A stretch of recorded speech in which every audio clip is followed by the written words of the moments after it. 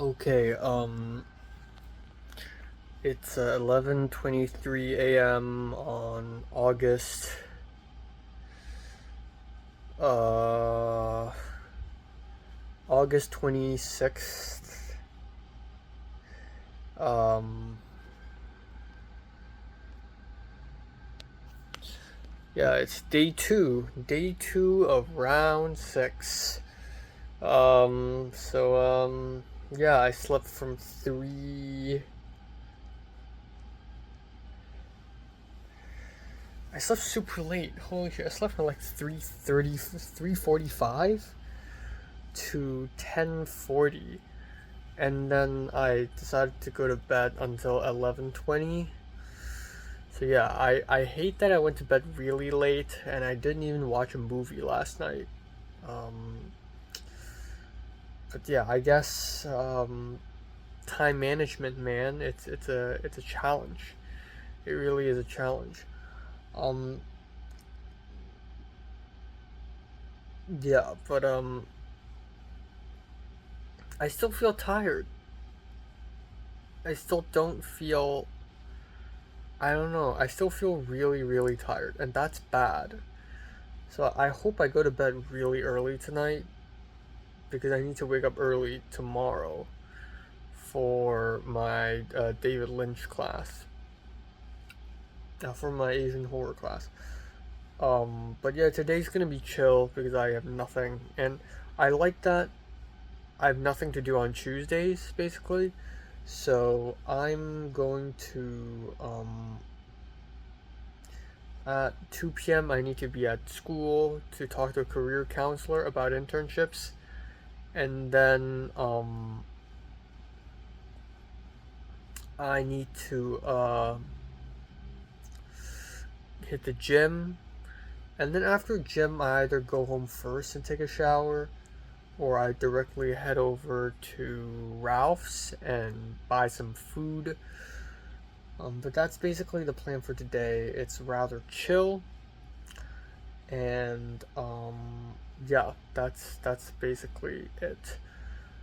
Yesterday was rough, but as of now, I'm actually confident that I'm not confident that I'm gonna stand out on top of my game, but I'm at least hopeful that I will survive this semester. Um, Again, it's a game of snakes and ladders. It's a cruel game, but I'm glad I'm on my mindset right now where I treat everything as a game and I try really, really hard for everything.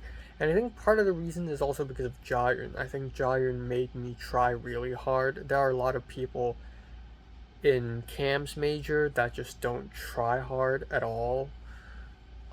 Even Andrew Wu, like I named a bunch of people like Michaela Ash and Evan Lee and Andrew Wu doesn't even know who they are.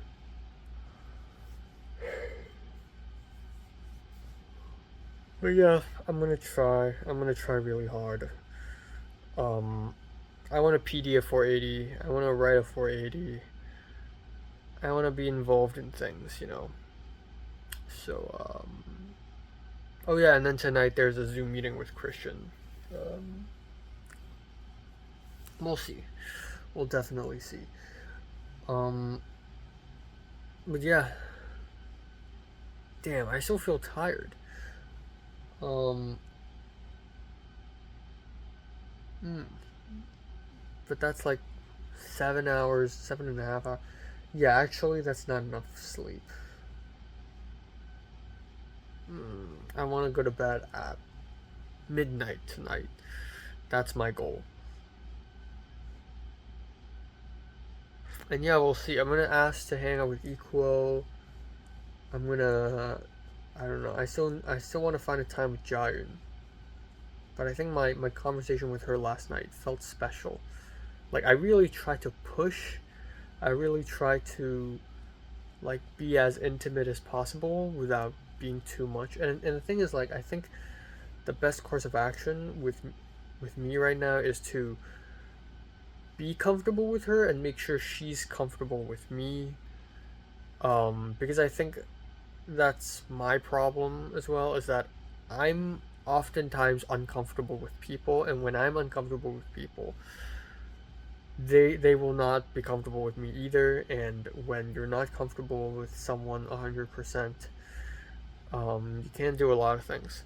So yeah. All right, I'm gonna head over to the gym right now. I have a little disguise going, so that people will not recognize me.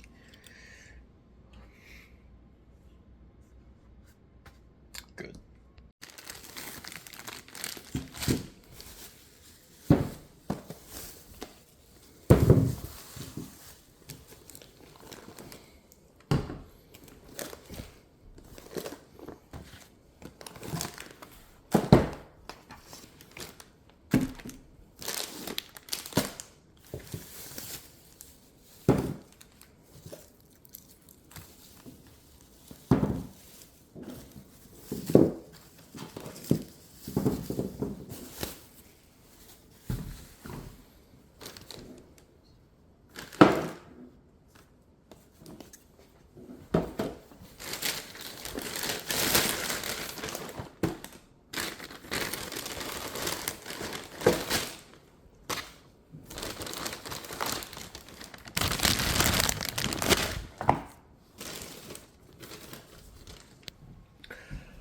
Okay, time now is 12:17.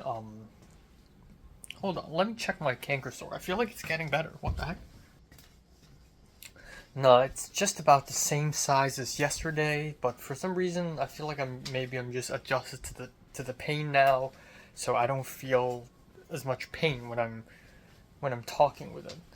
But anyways, yeah, 12:17, and day 2 has ended.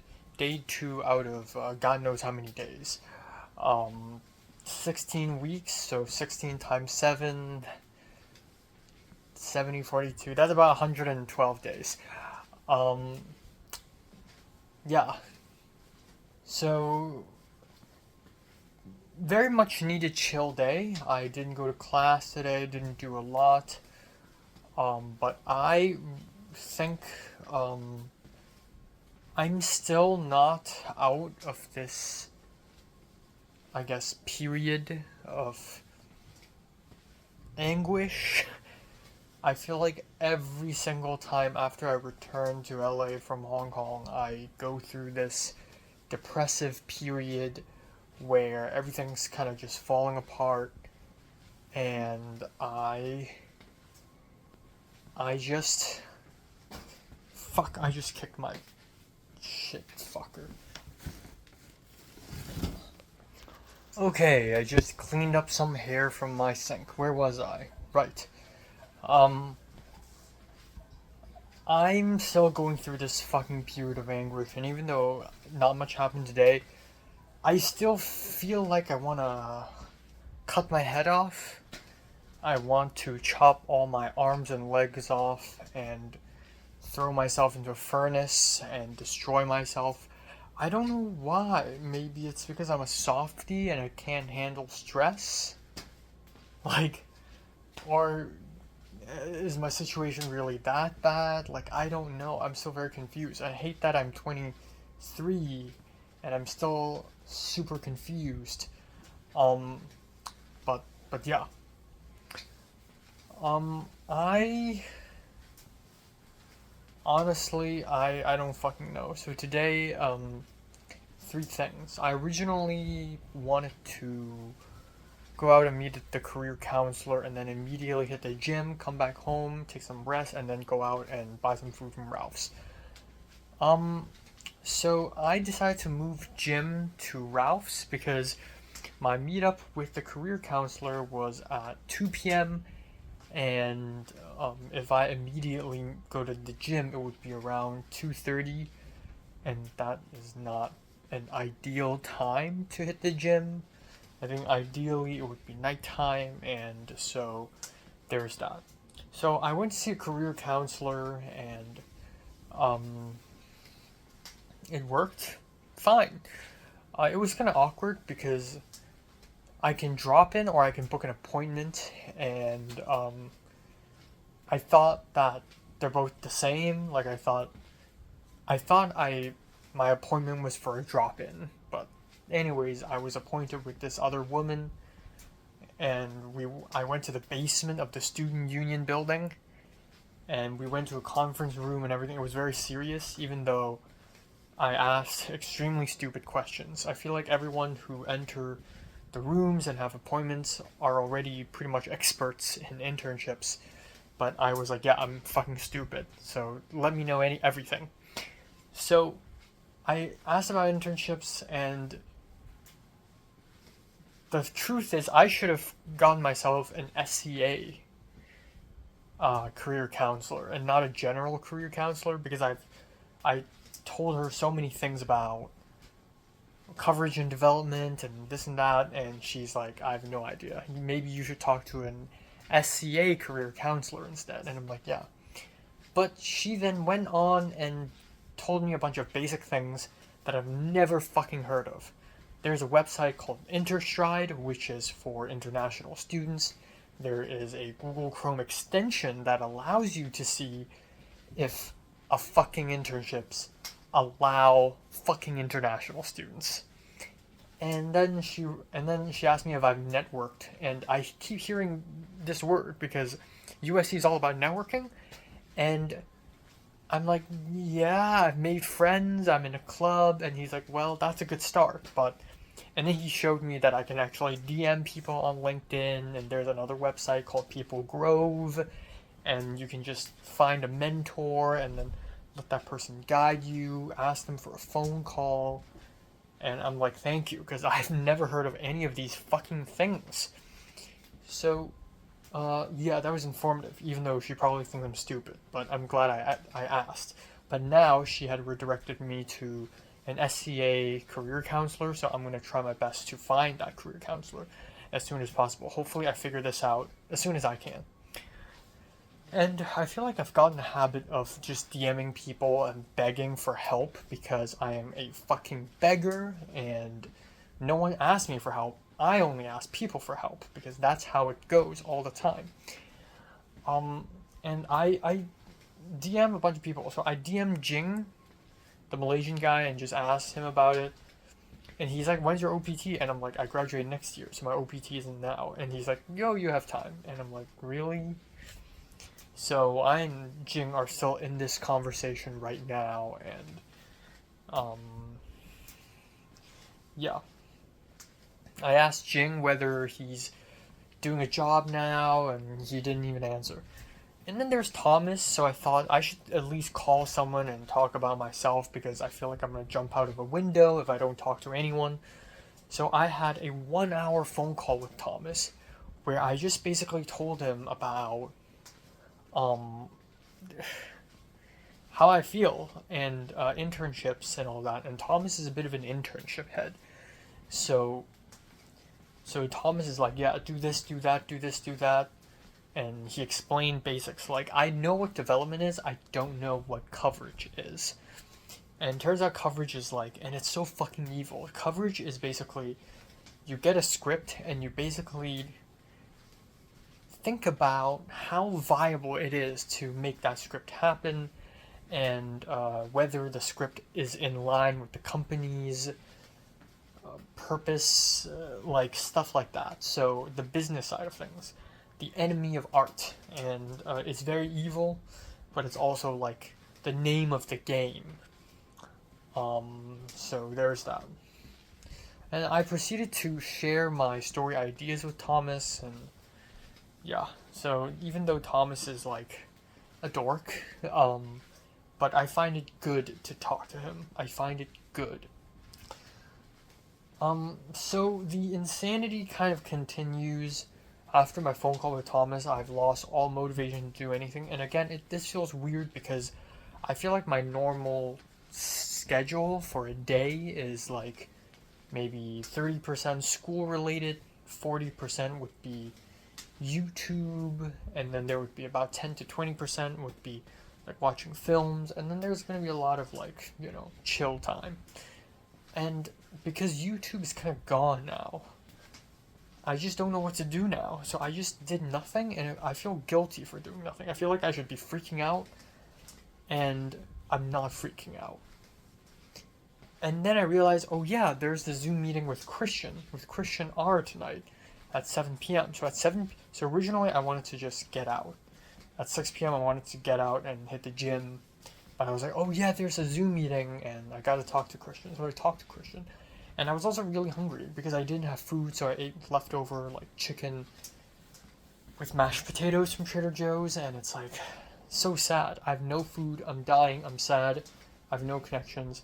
I hopped on the Zoom call with Christian R, and fuck me, man. Fuck me. There's some shit going on. Something's going on. So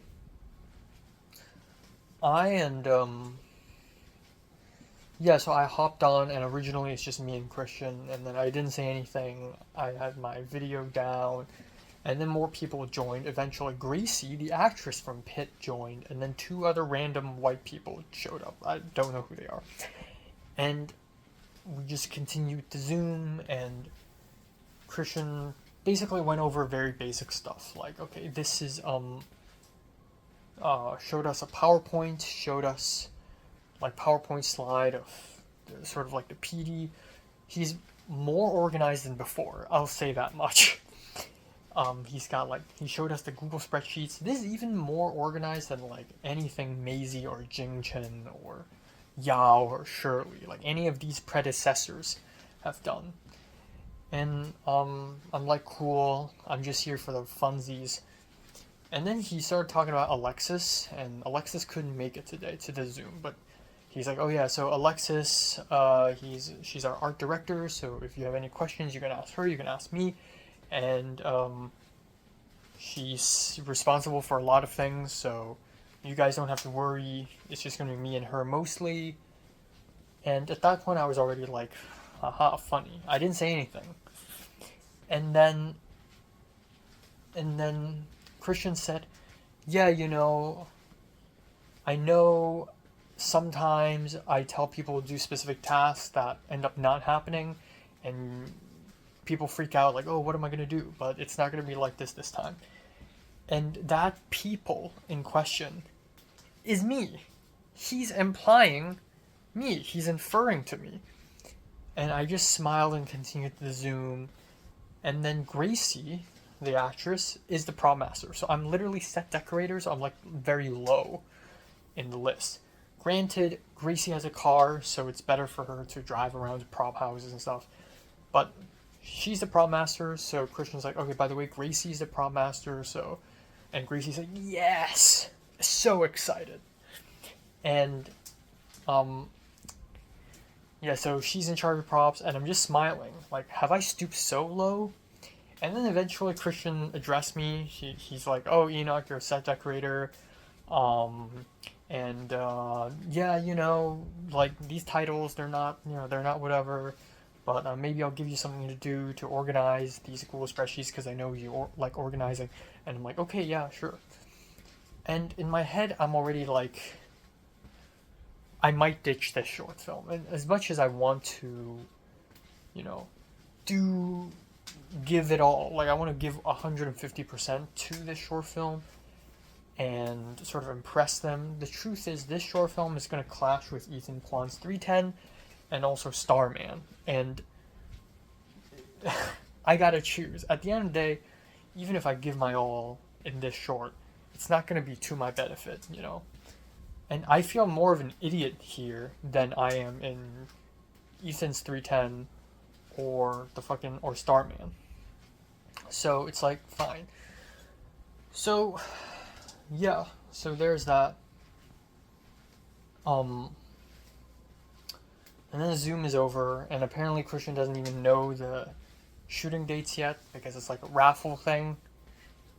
But he said he'll know by Friday, so we'll see. But he said most likely mid-October, which is a terrible time. So yeah, after that, I was like, fuck it. So I went out to the gym, and I even put on my little disguise. I had a hat. I wore square glasses, something that I normally don't wear these days because I don't want anyone to recognize me, but it's pointless because no one I know is there anyways. I went to the gym and I put away my hat and glasses and I just worked out. I did lateral raises, I did bench press, which I've never really done aside from the time Glenn taught me how to do it, and I realized that because I need to, of course, chest is a big thing. Here's the thing. I think over the summer and also last semester, my concern was that my rib cage is too small.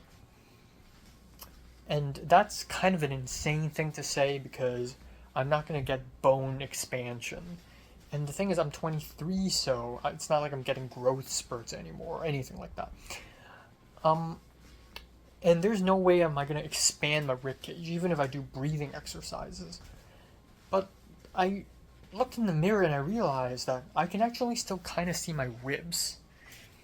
And yeah, that's a bad thing. It's like fucking famine up in this bitch ass, but it's also kind of a good thing because maybe my rib cage is normally sized and it's actually just muscle.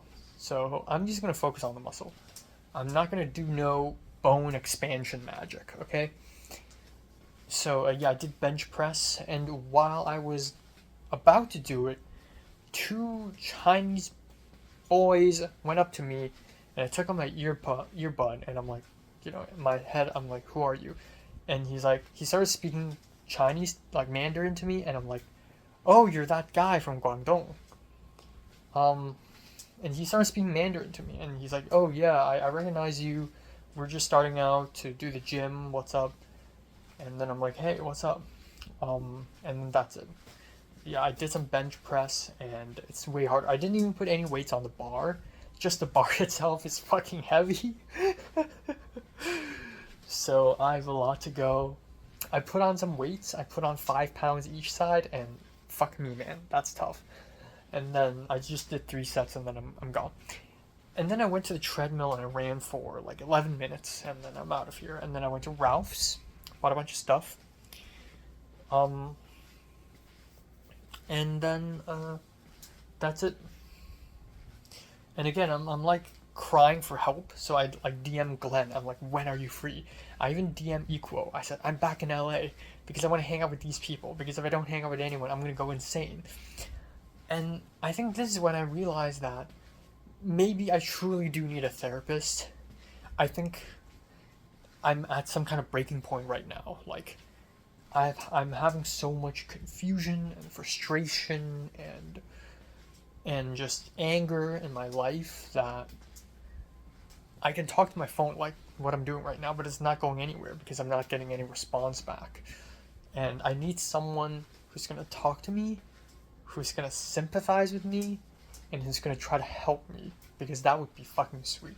Like, genuinely, if someone shows up in front of me right now and gives me a hug and tell me that I've worked hard enough, I will break down and cry, because genuinely I don't think I've worked hard enough, but I've worked a lot, but I feel like it's not enough.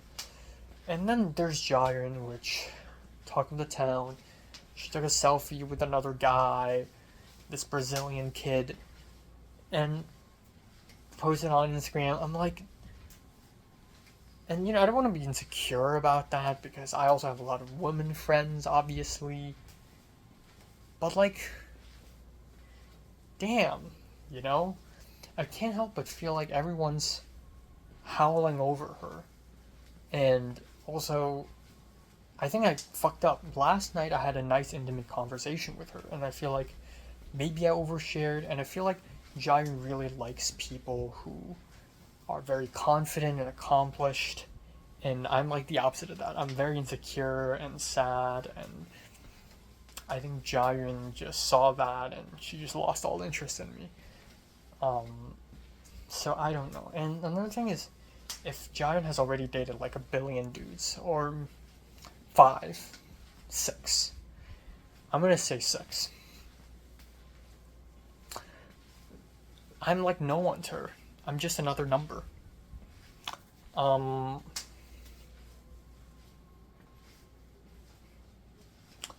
So maybe she's not it.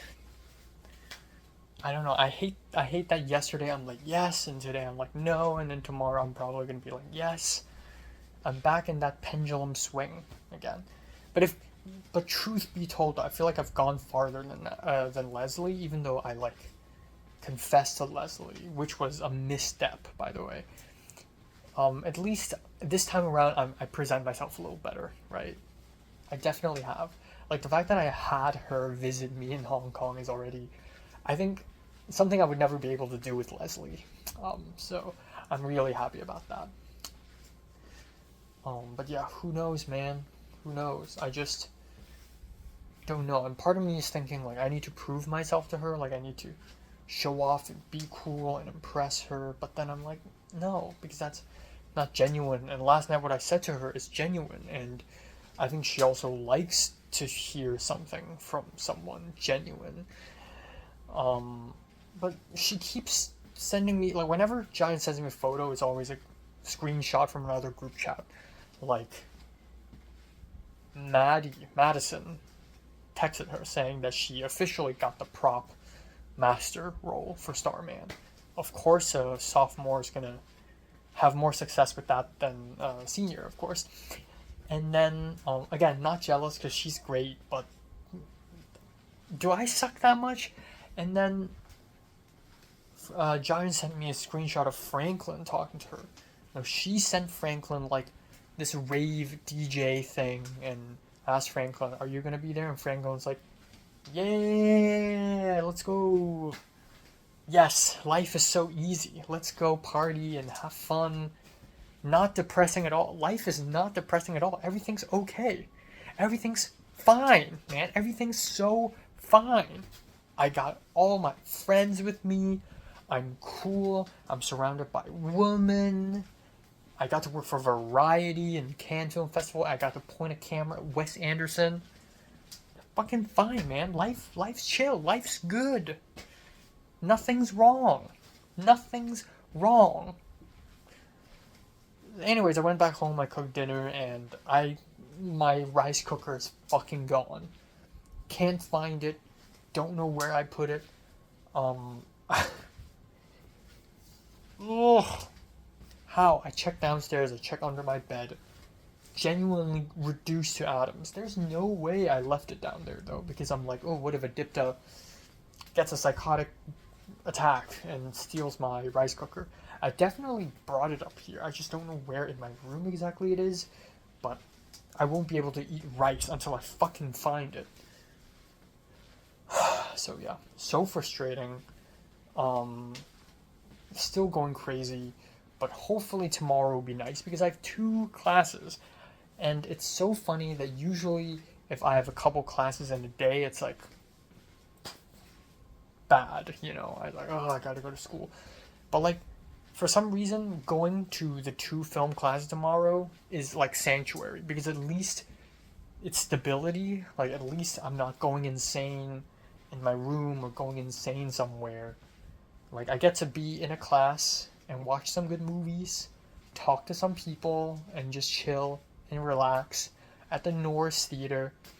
And I'm actually really looking forward to tomorrow. So, we'll see. Um, yeah, and then so on and so forth. So yeah, I don't even know if I'm gonna end up in that IMAX class. I haven't heard back from the Christopher Nolan guy, but it's okay if I'm not in it. But I do want to be in that art class though. I really do want to be in that art class. So yeah, I don't know. Lots of frustration, lots of confusion.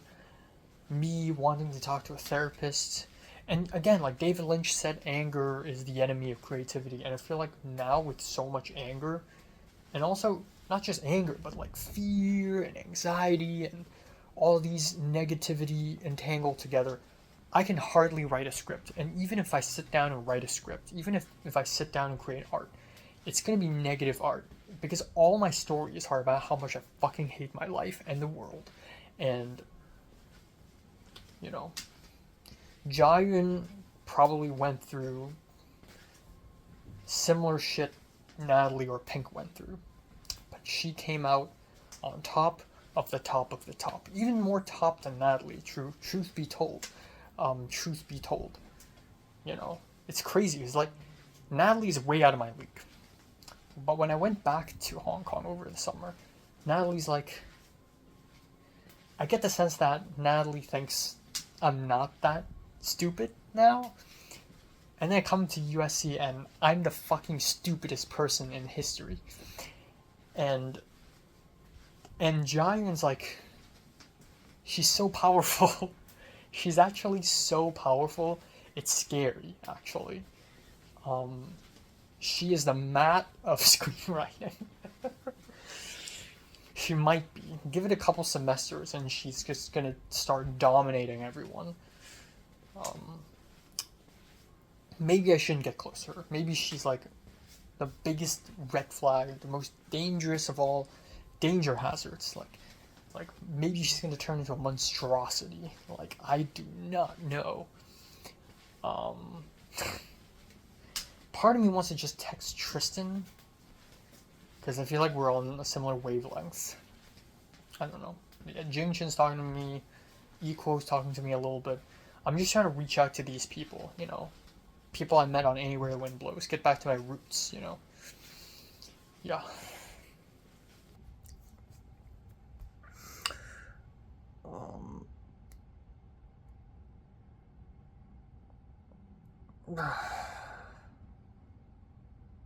Okay.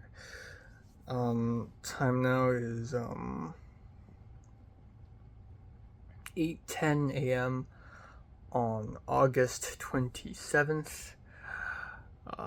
Day 3 of round 6. Day 3.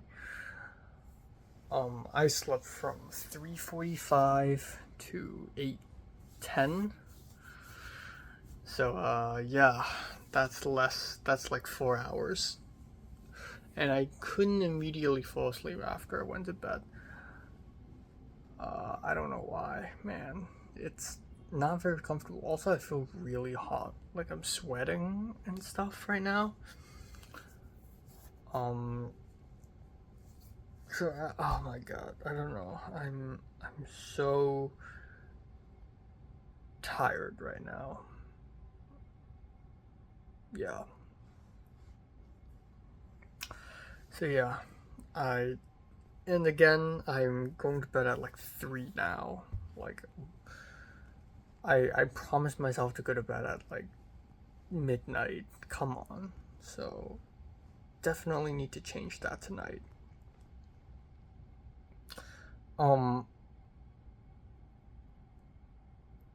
Yeah. So we'll see. We'll see. Yesterday I was definitely very emotional yesterday, and maybe I'm going to be just as emotional today. But I think I embarrassed myself a little bit with Jiren, and but then at the same time I think I shouldn't be so defeatist. Like, it's not like all hope is lost. So yeah, Jiren probably thinks, you know, I'm a bit of a wimp right now. But there will come a time where I'm more interesting, or you know, I interact with other people, and yeah, I'm more relaxed.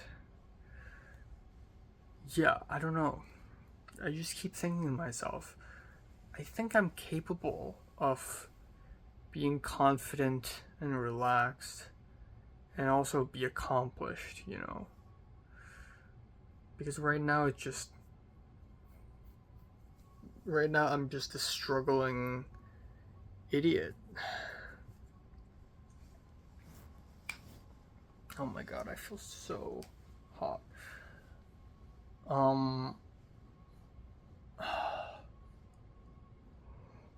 So yeah. And yeah, I don't know. Even if Jiren's out of the picture, I need to learn to be okay with that. So, yeah, we'll see. But the night we had in Hong Kong, that felt so intimate. Like when she secretly took a photo of me when I was not looking, or well, she didn't secretly take a photo of me. She just pointed her phone and then put it up on my head like that. When she put her spoon in my bowl when we had dessert, I don't know. It was just like something so nice about it, and then it's all gone. I don't know. Um,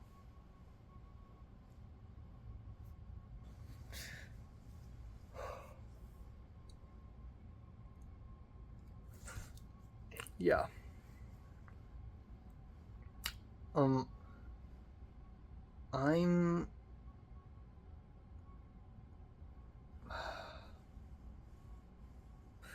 I'm excited for today though. I have two classes in a row, Asian horror, and then I'm gonna go back home and have lunch, and then this David Lynch. The weird thing is I can only have lunch at around 3 p.m. and I'm not gonna have dinner at 5. You know, which means I'm gonna go to bed rather a little bit late. So yeah, we'll see. Um,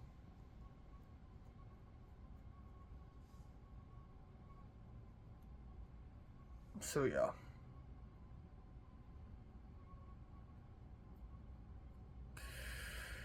And yeah, I talked to Jing Chen, and it was a bit tough to get an answer out of him. Like he didn't say much, but I just told him that I struggle with trying to be a PD. Like I just don't know how to convince people to to PD their work, and I don't know how to just be PD. And he's like, well, you just gotta do it. You just gotta be PD. And I'm like, yeah, but how? And then sometimes I tell people, and they're like, well, there are 3 other candidates. I and then he asked me if I've done the 480, and I told him I may hop onto one as a as a set dresser, and then he's like, well, focus on that because that's like the most attention you can get. So we'll see. But yeah, I'm gonna like draw more and write more like scripts. I think I should like focus on the things I'm good at and focus on the things I enjoy doing. So, oh my god, it's so hot. What the fuck?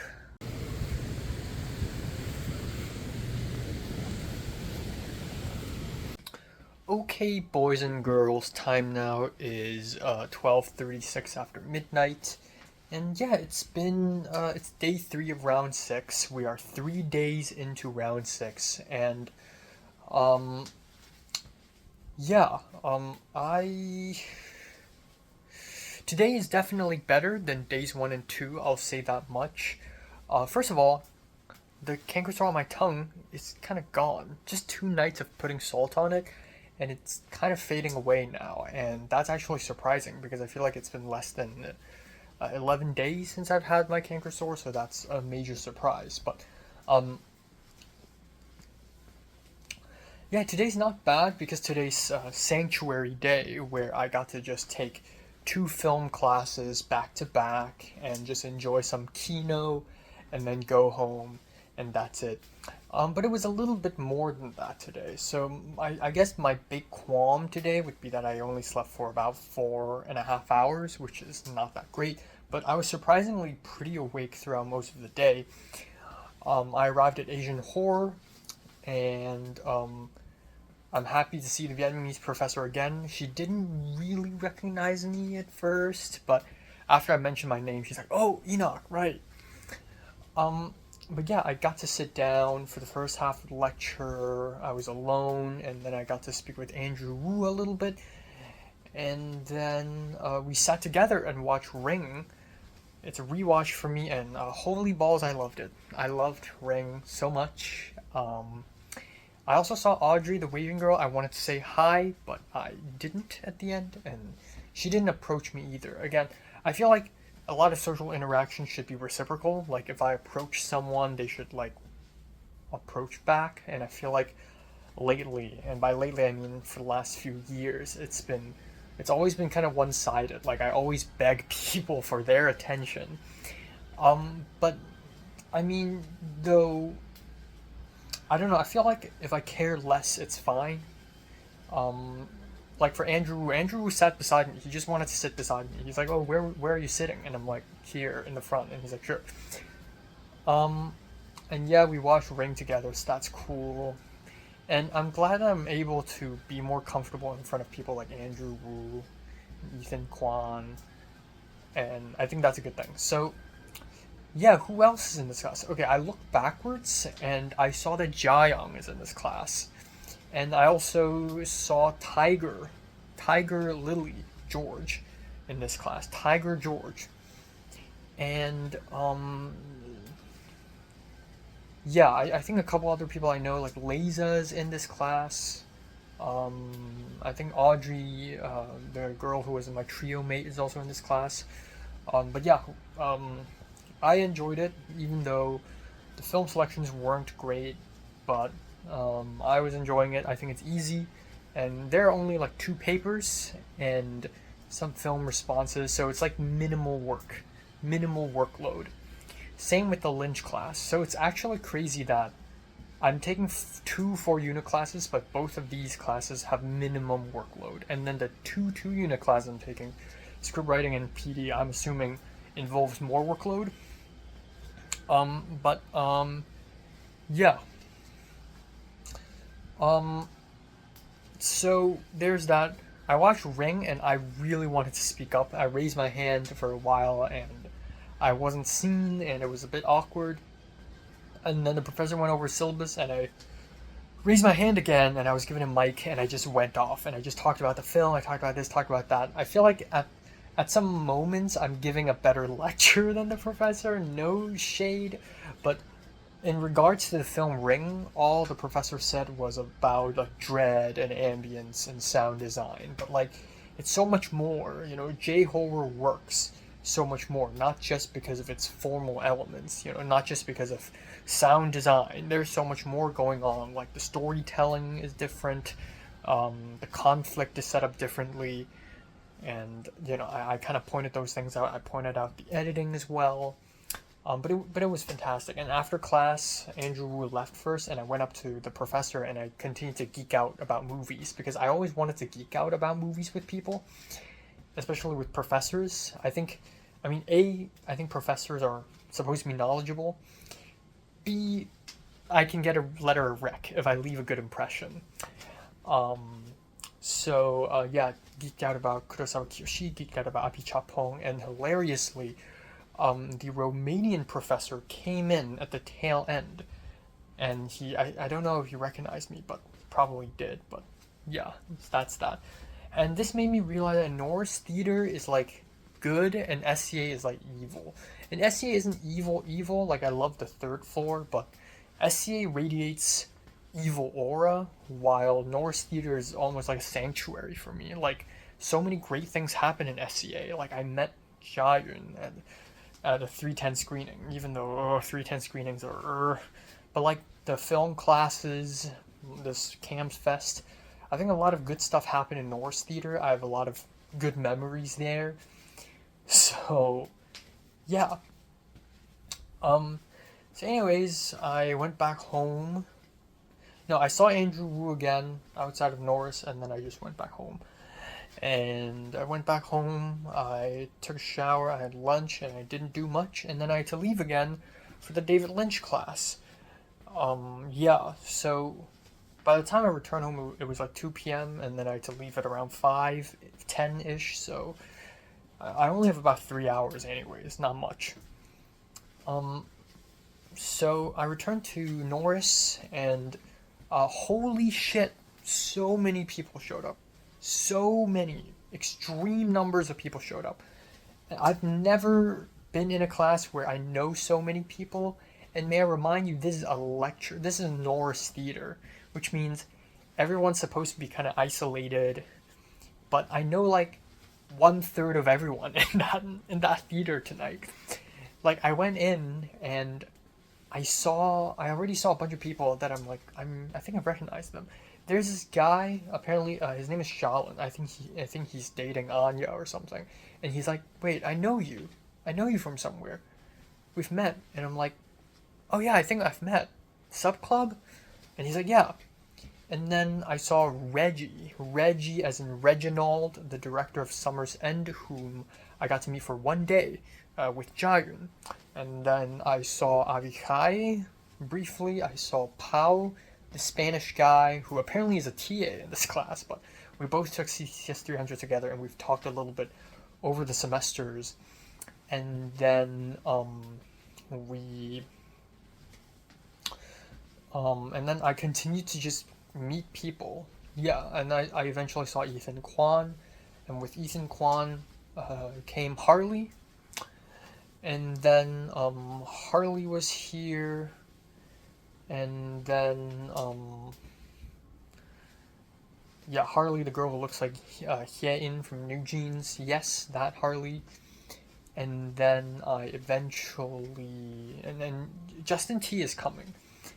Jacob was there, but I didn't see him until at the very end.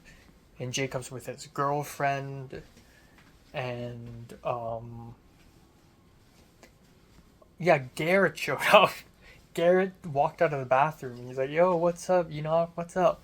And it's really weird because I have this tendency of thinking that everyone thinks I'm stupid. So when I saw Garrett, I was like, "Oh, he probably thinks I'm stupid." But he's like, "Oh, what's up? How's it going?" It's chill. He probably doesn't think that much of me, but it's also kind of chill. And yeah, and then Anya and Rachel, the twin sister, showed up. And then Anya also recognized me, which is great.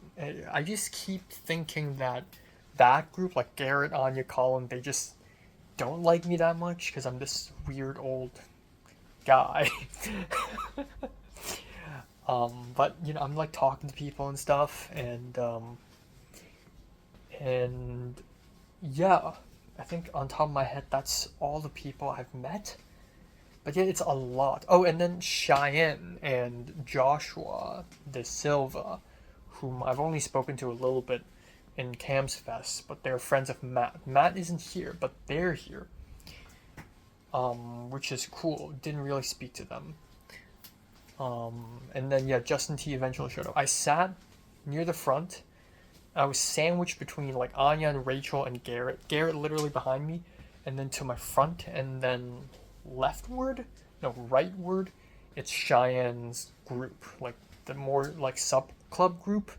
Behind me is more the Click to View group, and then there's an Indonesian guy, and I remember him. So I also met Tool, this Thai guy whom I've met in Camps Fest.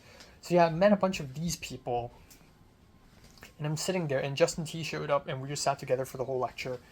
And we saw the professor, this half Japanese guy, and he just yaps for 2 hours without a PowerPoint, just freestyle. And I was wide awake for all of it, and I enjoyed all of it, even though some guy fell asleep. But yeah, as it turns out, we're just watching all of David Lynch films in the entire semester, week by week. We're not watching Eraserhead today. Today we just watched 3 short films. But yeah, we watched 3 short films. It was good. I kind of fell asleep in the last one because the last one was half an hour long. Justin T was just falling asleep constantly. He's hungry and he's sleepy. The grind. And yeah, it's so cool that yeah, I'm in Camps, but like the small moments like this where I get to be surrounded by everyone I know in Norris Theater, it's just kind of ridiculous. I even saw Elizabeth, the white girl from Cannes. It's crazy. The first time I met her is in France, and then now I'm seeing her in USC, and it's like, oh yeah, you exist. Yes.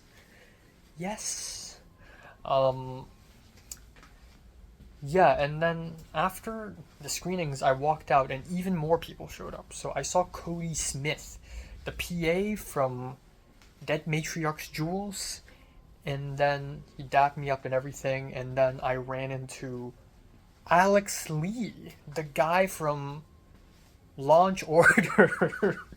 And he's wearing his glasses and he's like full of Riz, and somehow he's connected with another guy who is also Jacob's friend, and they're connected to this other Chinese girl, Rebecca, who was Jacob's ex-girlfriend, who is also friends with Harley, who is in love with Ethan Kwan, but maybe they're dating now, or maybe they're not.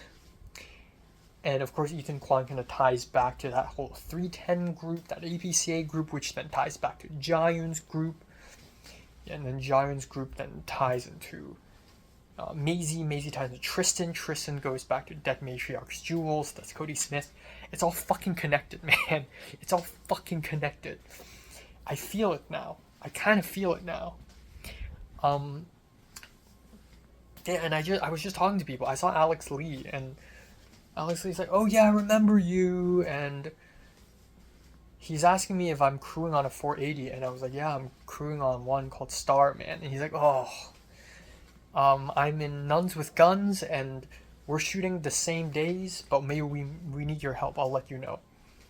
And I'm like, "Okay."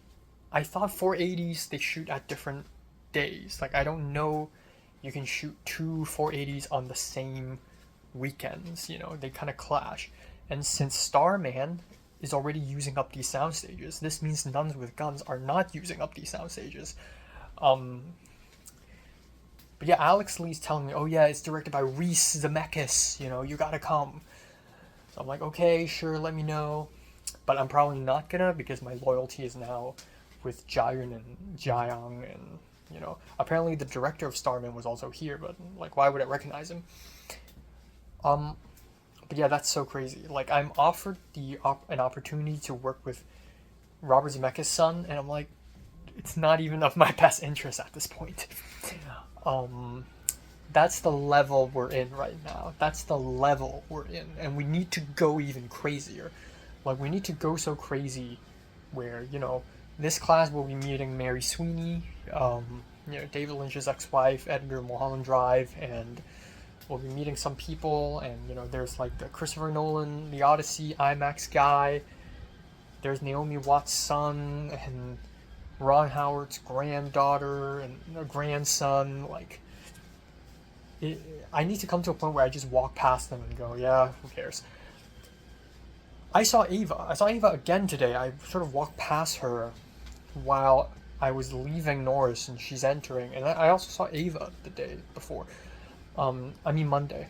But yeah, anyway, so much. And then I talked to Tiger George a little bit. She's also in the Lynch class for some reason. And then, as me and Justin T were walking towards the SCA, I saw Brandon on a skateboard, but because it's late at night, I can't see him clearly.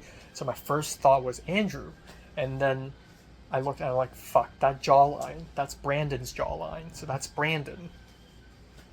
So yeah, it's a lot. And then I even walked past Bien Bagui in the USC Village. So it's a big clusterfuck, but it was enjoyable. And I walked with Justin T to his new place, which is not in Troy Hall. He lives in Shrine Collection now, or the Shrine Collection, I think it's called, like the apartment complex. I think it's called the Shrine Collection, which sounds wrong. Like, I think it's called something else. But I'm gonna call it the Shrine Collection.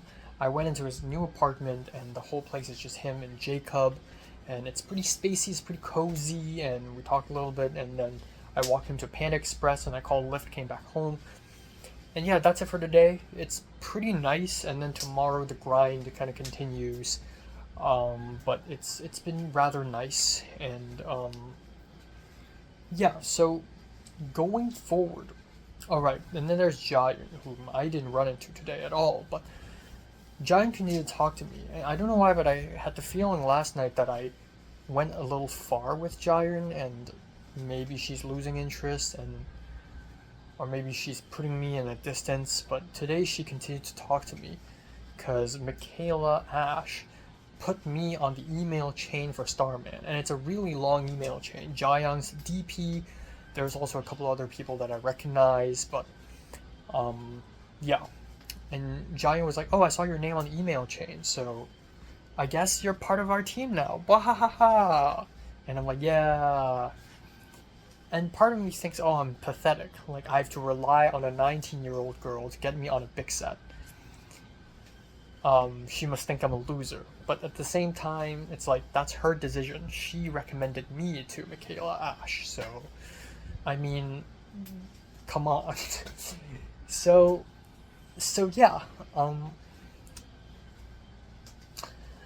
Um, that's that. I don't know. I still want to be more independent. Obviously, I have huge inferiority complex about this issue. I want to be very independent. I want to PD, just show up and PD on people. I mean, such is the case for Ethan Kwan, I believe. So, I don't really know. But, yeah.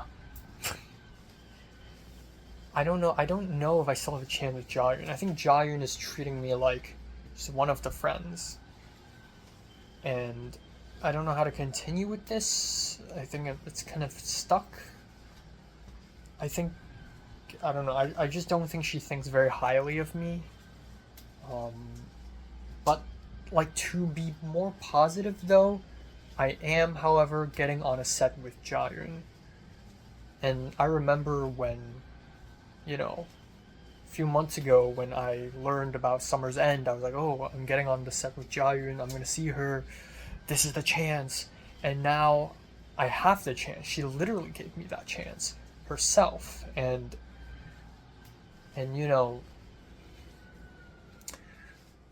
I should be happy about this, I guess.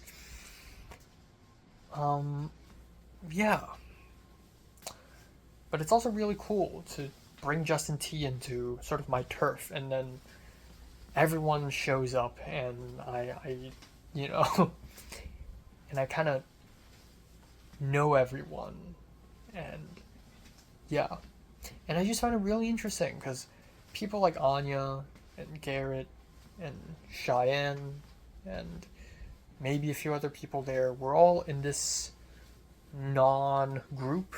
We're not in a group, but we're all going for this same kind of edgy new wave cinema thing, but in our own specific ways, of course. And it's really interesting that we're all just like, haha, nice to meet you. Like, Garrett asked me if I perm my hair, and I'm like, yeah. And I jokingly said, oh yeah, because I want to look a little different every semester so that it would be more difficult for people to recognize me.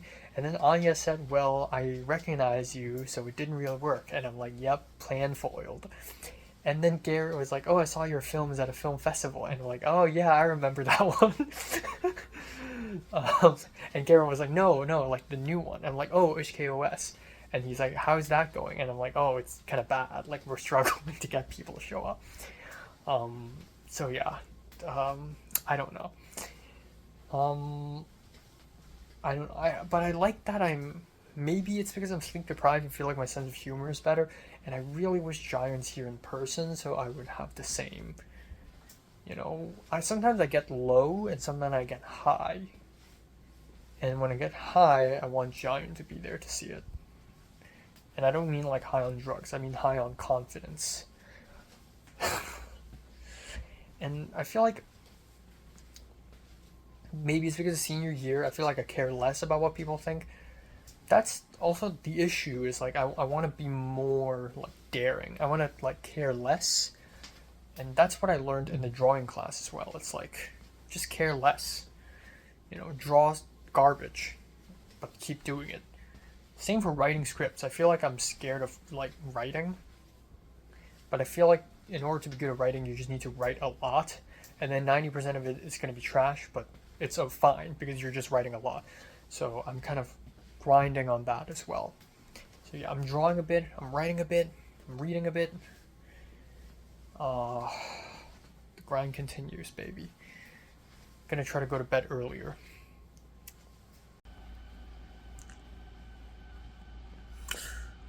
Okay, right now is 10:45 a.m. on August 29th,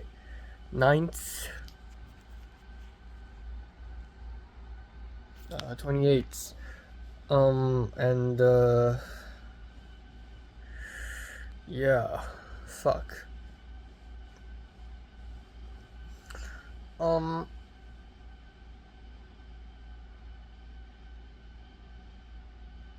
I slept from 4 a.m. to 10:30, and then I went back to bed for 15 more minutes. And again, 6 hours is not that bad, supposedly, but oh my god. Fuck. Yeah, I don't know why I'm back in this going back late thing. It really sucks. So I really need to go back to bed like early as hell.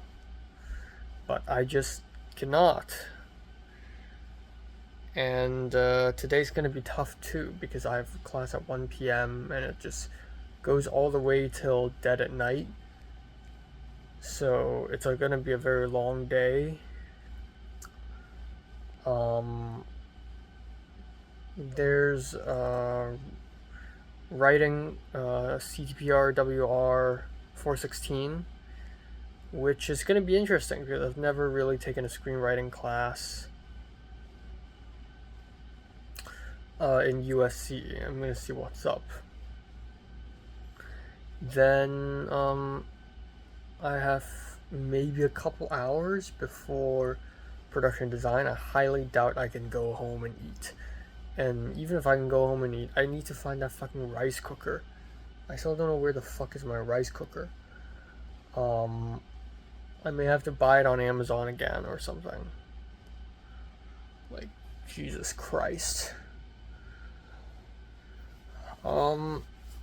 Yeah, my chest is still really sore from the bench press, which I think is a good sign. Um, and I'm probably gonna hit the gym again tomorrow. Um, but yeah, that's pretty much it. I don't know. I'm still thinking about my school life, and I'm still thinking about going to film sets and meeting people and Jayun, and how none of it feels real. None of it feels like they make sense, and none of them feels right. Especially with Jayun, I feel like I'm really pushing it. I don't think she thinks of me that way at all. Um, and I don't know. I don't know what to do. I don't know if I should like impress her somehow. Like every time I think about Jayun, I think about how she's head over heels over this girl, or she has crushes on these other people, and I don't know how someone like her is gonna like me. I'm so low against her. I'm so inferior. I hate this attitude, but I feel inferior. Um, yeah. But yesterday, she was like, "Oh, my Monday, I have Mondays off. Are you free on Monday?"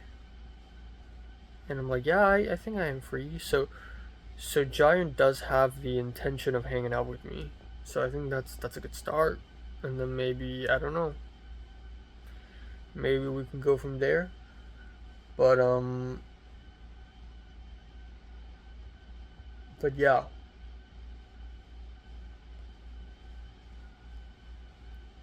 Yeah.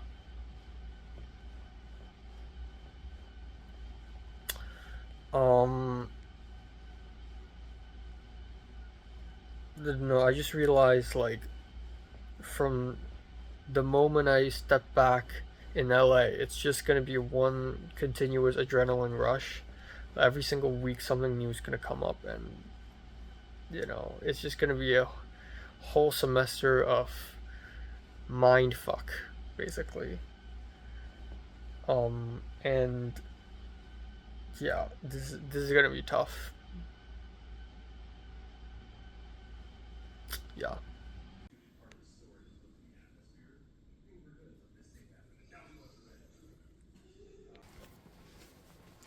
Okay, it's 1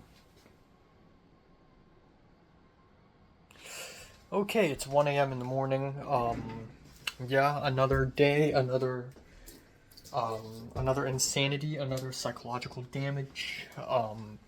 It's day 4 of round 6. We're 4 days in, and yeah, explosions. I don't know. I didn't have a lot of sleep. No, I had 6 hours sleep today, which is theoretically a lot, but it was not enough. Like the whole day, I was really tired. And then I eventually, I realized this. I don't have a lot of time. As it turns out, Thursday is a big day because I have to leave my place at around 12:30, and I can't come back home until like 10. So it's like a fucking 10-hour day today at school. So I barely have time to film a review, watch anything, etc. Um, I, I went to the first class of the day, which is script writing, motion picture script analysis, CTWR 416. It's the second script writing class I've ever taken in my life, and the first one I've taken at USC, and it's at Norris, and I was late for like 2 minutes. And because I was late for 2 minutes, attendance was over. And they also blocked off. They used tape to block off a bunch of seats in the theater so that you can only sit at the very front, like the first 3, 4 rows. And then on top of that, any electronic devices are banned. You can't use your phone, you can't take out your laptop unless your professor says so.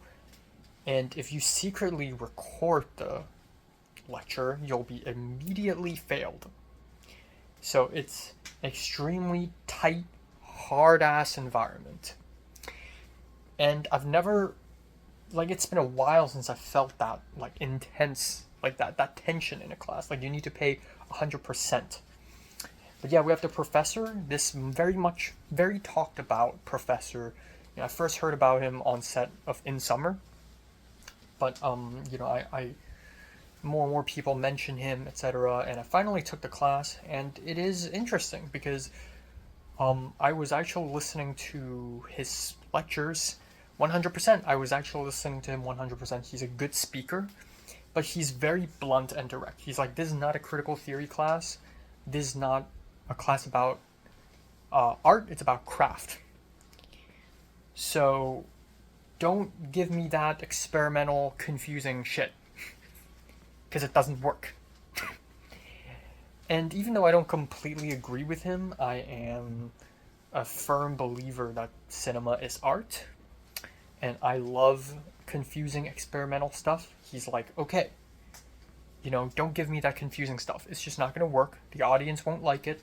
Right here, I'm telling you the rules. I'm telling you about the structure, and you follow it, and then you'll write good scripts. That hooks the audience and makes money, and that's the point. And in a way, I respect that because he views storytelling as a strict technique.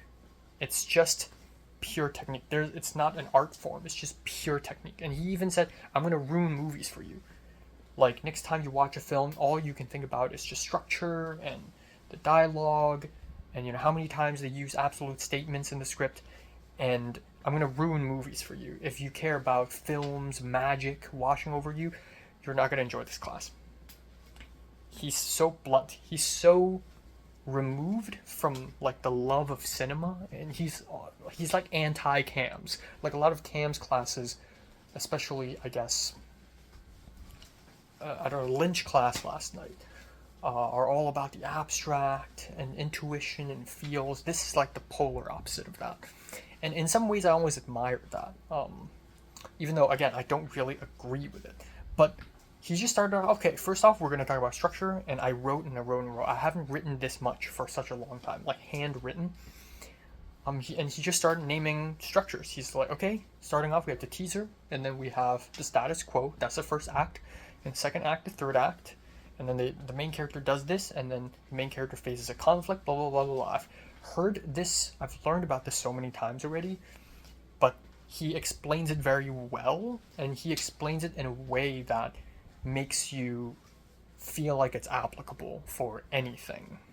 And this makes me realize that even my most abstract short film, The World Is Not Enough, has some kind of structure in it. Like the opening scene when I have the kids running around looking for a portal. I actually set up I I guess subconsciously accidentally set up a conflict, and the conflict is that the kids want to find a portal, and throughout the whole film it's them trying to find the portal, and then there's like a resolution at the end. Same with the reporter thing. Like I unintentionally have structure in even in my most abstract short films. I have some kind of structure in it. um so anyways, we watched High Noon, which is a 1952 western, and uh halfway through it I started falling asleep. But every 20 minutes or so he would stop the film and he would come out and lecture, which is cool. I actually like this. um the only thing I like about Cuchillo is the way he broke down the film. Kiss My Lips, I think it's called. Touch My Lips, something like that, where he would stop every single minute and just analyze the film. And I think that's a very good way to learn directing, is to literally minute by minute just learn what's the language being used, like what's the editing, how's the cinematography helping the story, how's the dialogue serving the story. So this is actually helpful. Jacob was in front of me, and then when I left the theater, I also saw Alex Lee again. I saw him last night. I saw him again, and he's like, "Ugh, so fucking boring, so boring." And I said I fell asleep. And then after class, I walked out, and I even saw Katie and Sijira. And it was kind of awkward, and I was tired, and I was kind of out of it. So at the end of the class, it was like 5 p.m. already. We left a little early, and it was 4:30. And I know right now I look like fine. I look alive, but I'm still frazzled, and I'm still very confused and frustrated about life and love and whatever the fuck's going on. And a lot of today is just me walking around aimlessly. Because the thing is, the original idea is that I'm going back to, I'm gonna just have lunch at, I don't know, Northern Cafe or something. Have dinner at Northern Cafe, and then walk over to production design, and then just take the PD class. But because I left half an hour early, which is 4:30, there's actually just enough time for me to head home, eat dinner, and then come back out.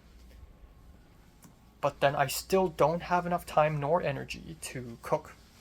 But plus I still don't have my rice cooker. I need to find it tomorrow for real. So I don't know. And yeah. So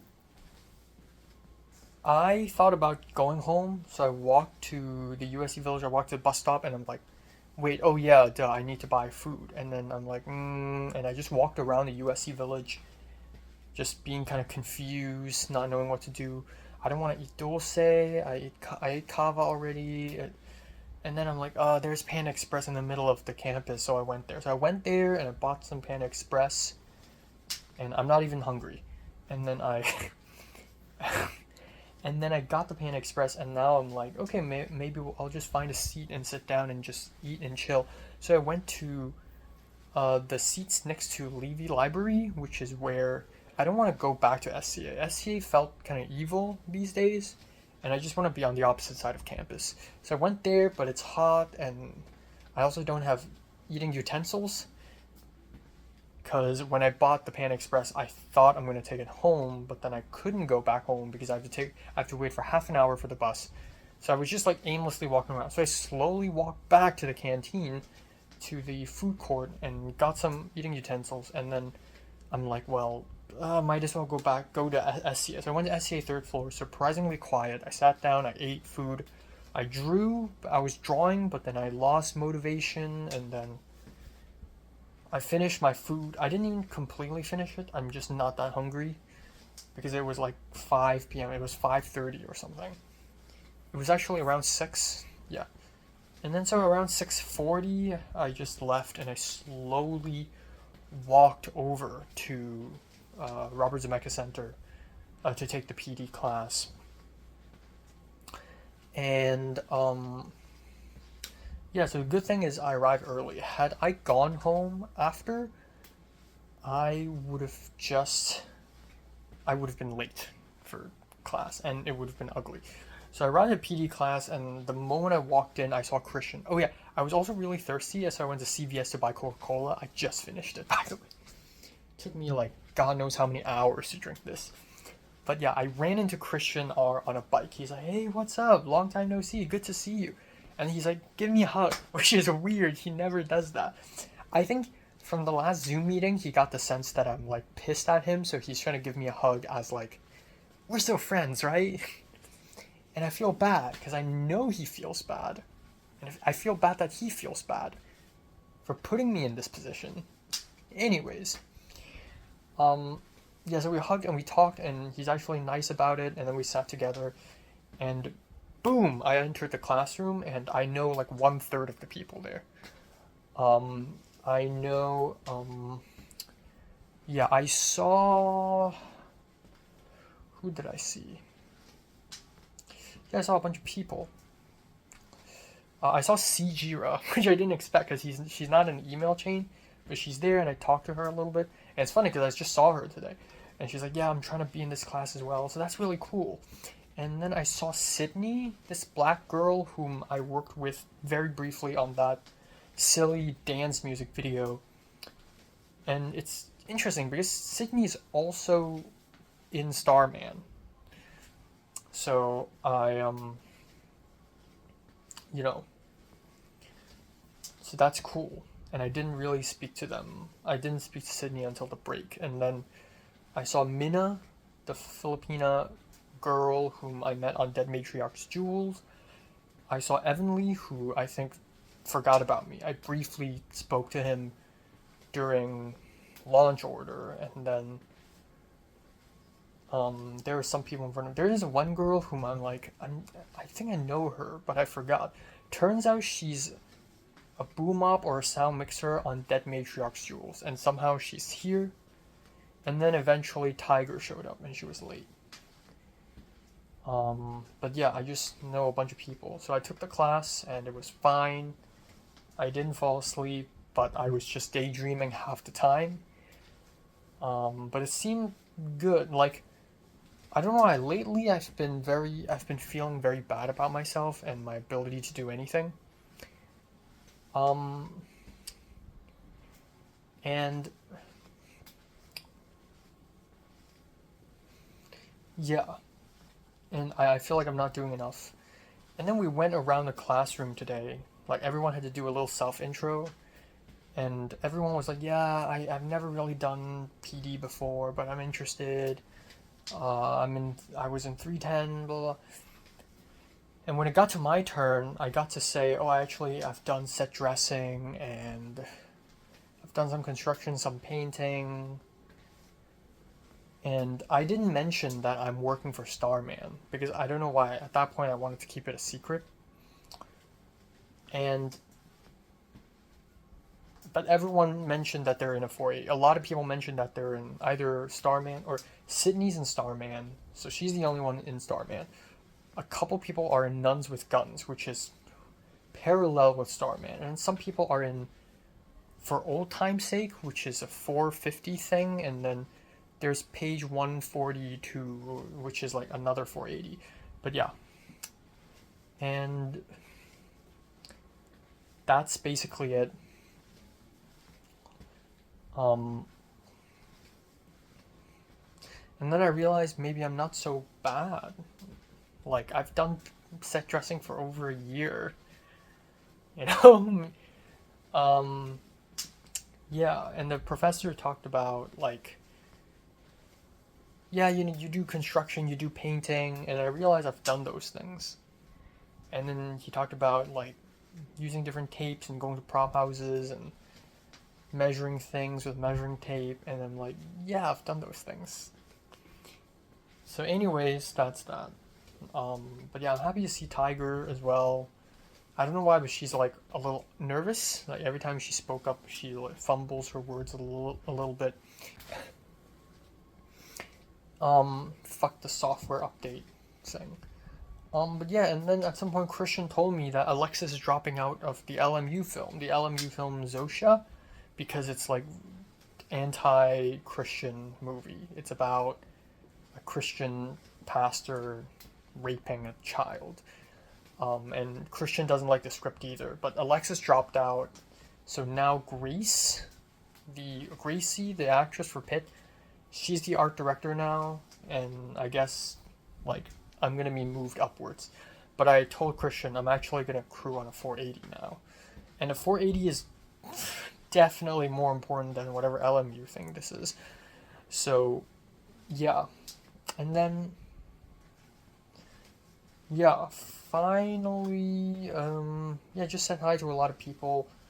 I went back home.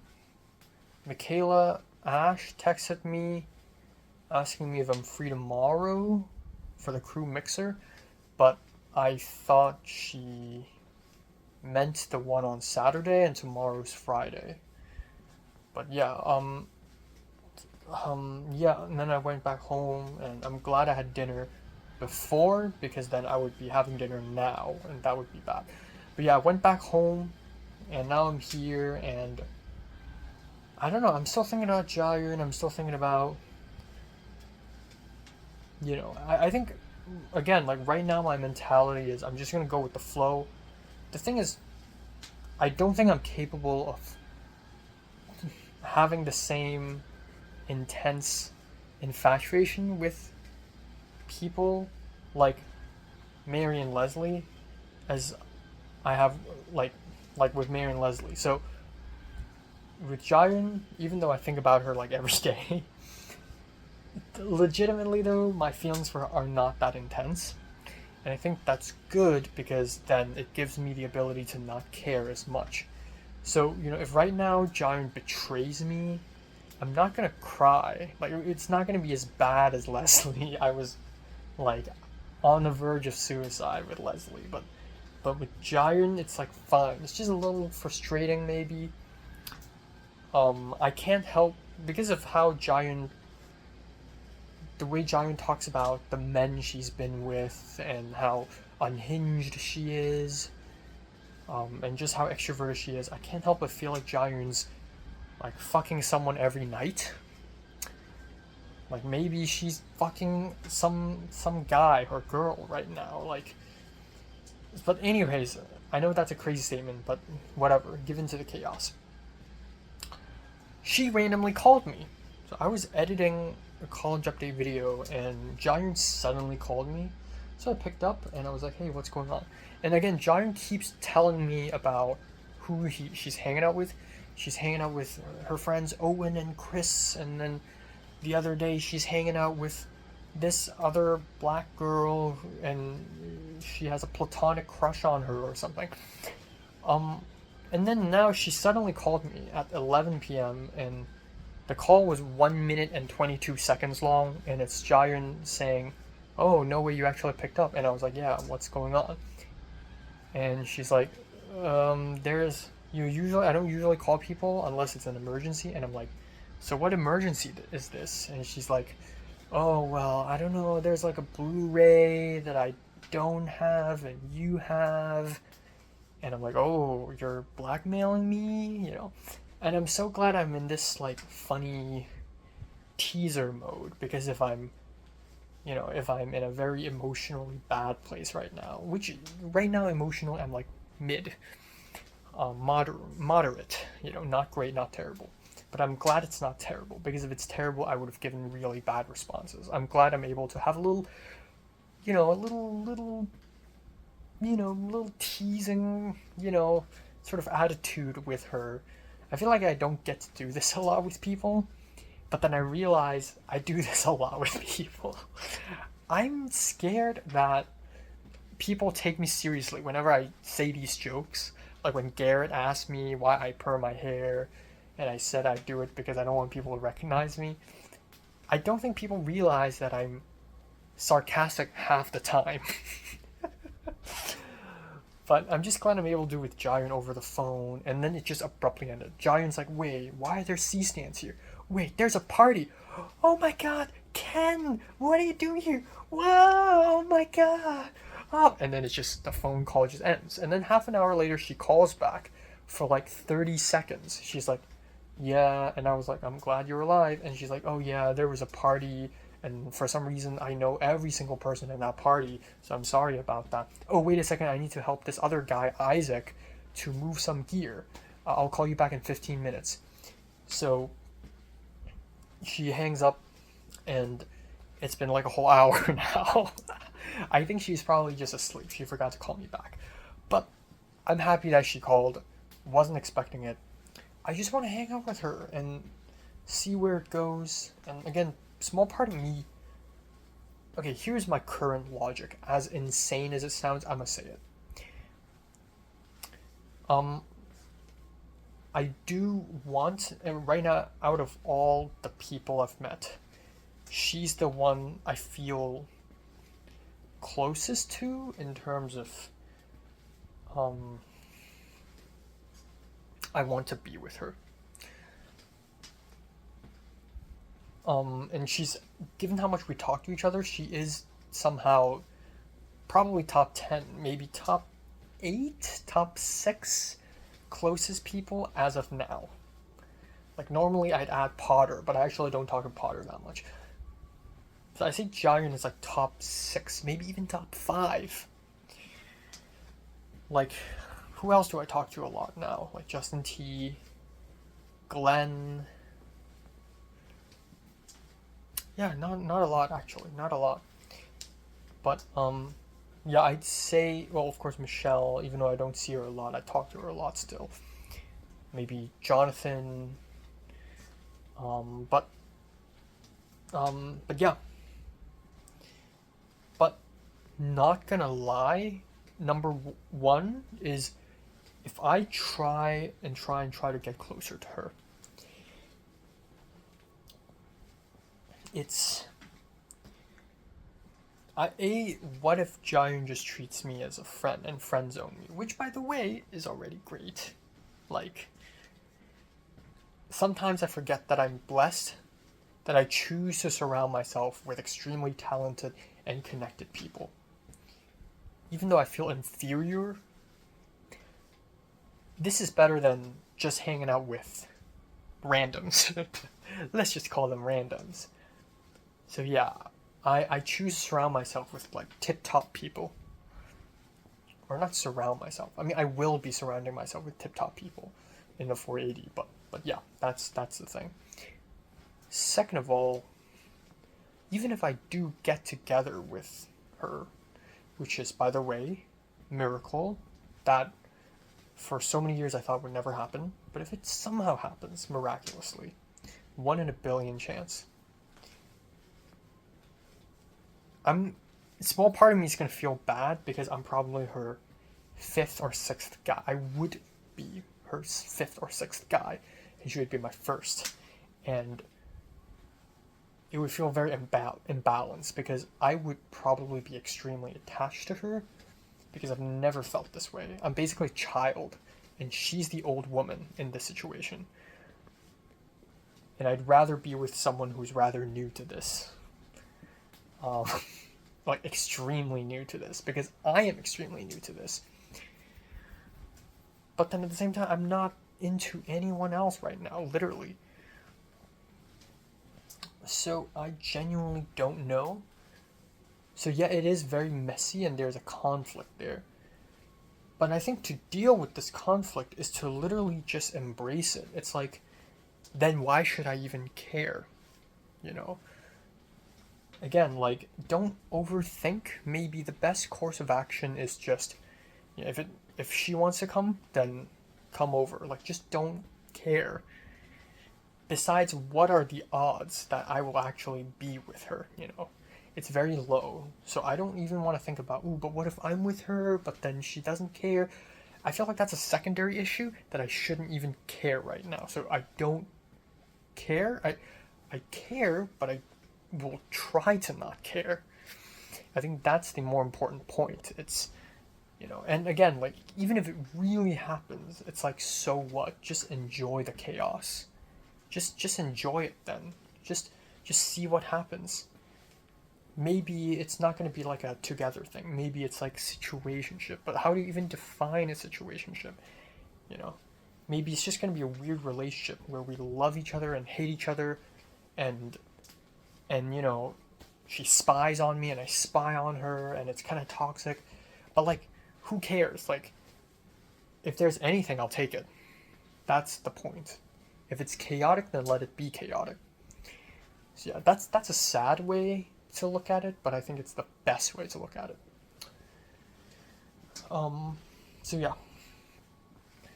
Um, and then, um, yeah. The other thing that happened was I saw my roommate Mary and I talked to her about Adipta. It's so funny, she went downstairs and did nothing and just sat on the couch and then went back up. And I went downstairs to talk to her. But apparently Adipta was weird when I was gone over summer. Adipta was, the tripling people came and forced him to leave. He's like, this is the last day you'll have to be here. If not, we'll drag you out. And Adipta had all his stuff laid out beside the couch. And overnight, in the morning and at night, Adipta banged on Mary's door, but Mary wouldn't answer. And Adipta would occasionally say weird things, like, I'm being hacked and they're watching me. And Adipta told Mary that I'm hacking him. So, it's, again, I'm being targeted here. And it's funny because Mary was like, are you actually hacking him? And I don't know how to respond. Should I respond in a jokey way or should I deny it? Because if I deny it, then it makes me more suspicious. But then if I don't deny it, it's also just as suspicious. So I was like, oh. And then Mary was like, oh, but really, though, are you actually hacking him? And I'm like, no. But yeah, I'm glad it's over. I'm glad it's gone. And I want Jiayun to come over. So yeah, tomorrow's gonna be nice because I have nothing. Okay, right. Another thing is, I'm not gonna go to the art class. I'm sorry, but I'm not gonna. Because I received an email today, basically a response from the professor, art professor, whose name is Nao. Nao told me, I'd love to have you to come, but the class is already full. Sorry. So that's basically a no. So I'm not gonna go because I'm not gonna be annoying. And maybe next semester I'll go. Yes, I do wish that I could be in an art class so that I could, train my drawing. But it's not like that's the only way I could be better at drawing. I could still do it, learn it by myself, so that and then next semester when I do take the art class, I get really good. That's a possibility. And then the IMAX class. Okay, so during dinner with Panda Express, suddenly I received an email saying that there's a seat open for the IMAX class. I was like, holy shit, I immediately grabbed my laptop and I immediately enrolled in the IMAX class. And it dropped the special effects class that I enrolled last night. And then for a couple hours I started to think, maybe I should go for the special effects class instead. So a couple hours later, during the PD class, I dropped the IMAX class and went back to my special effects class. I was thinking, and yeah, IMAX class is crazy. It's like one of USC's finest classes. I get it, but it's not gonna help me in my career if I want to do PD stuff. Learning special effects, learning how to make fake blood, fake bone, fake slime, fake ghosts. I think the special effects class is actually way more helpful to me. So, yeah, I'm sorry. So I joined the special effects class and I dropped the IMAX class. So right now, surprisingly, my schedule is changed. So Monday I have a night class, Tuesday nothing, Friday nothing, and then Wednesday, Thursday, big days. So there's that. And I guess my final point is I'm still thinking of seeing a therapist, even though I think today my emotional well-being is at a better place. I still think that I should talk to someone to help me figure this out, because it's still good to talk to someone and have someone be like, oh, I've met another person who has a similar issue and here's what you can do. I want someone to tell me that things will be okay, because a lot of times it's just me telling myself, and I know I can talk to people, but a lot of people don't know the full situation I'm in. But yeah, I think that's pretty much it.